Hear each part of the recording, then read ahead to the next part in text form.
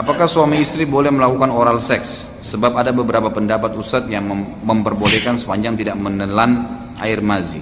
Yang saya tahu memang boleh, tidak ada masalah. Karena larangan Nabi SAW adalah meletakkan kemaluan di dubur, gitu kan? Itu haram mutlak. Nanti akan kita bahas, itu ada di dosa besar yang keberapa tadi. Itu ada bahasan sendiri. Masalah itu nanti insya Allah kita akan jelaskan panjang lebar adab seksual dalam Islam. Tapi Allahu a'lam Rabu keberapa. Jadi biar penasaran, gitu kan?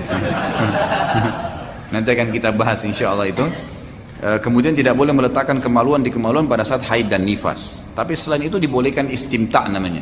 Onani bagi laki-laki haram kalau dia lakukan sendiri. Tapi kalau istri lakukan boleh, nggak ada masalah, gitu kan? Itu pun masalah najisnya madhi. Madhi itu istilah cairan yang keluar karena terangsang. Ada madhi, madhi itu keluar kalau capek. Ada mani keluar kalau ya orang klimaks, gitu kan? Kalau madhi dan madhi itu tidak wajib mandi, cukup dibersihkan kemudian wudu, gitu kan? Kalau terkena celana dalam maka dicuci. Tapi kalau mani keluar karena klimaks itu nggak boleh mutlak. Sama halnya dengan puasa. Kalau seseorang sampai tumpah madhinya, gitu kan, maka dia tidak batal puasanya. Ini bukan berarti saya bilang Ramadan silakan cumbuan ya.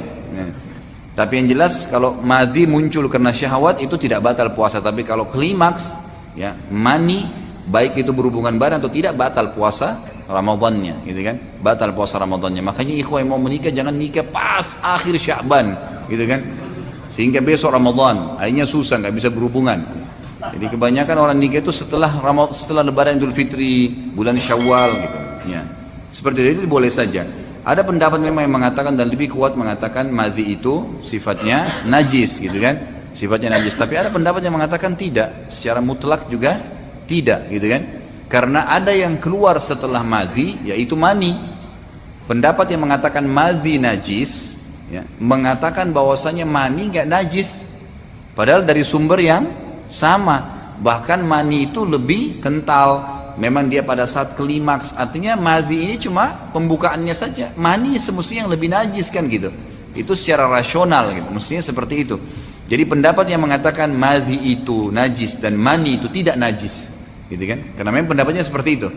Mereka mengatakan kalau kena madhi nggak boleh ketelan, ya, bagi orang melakukan oral seks.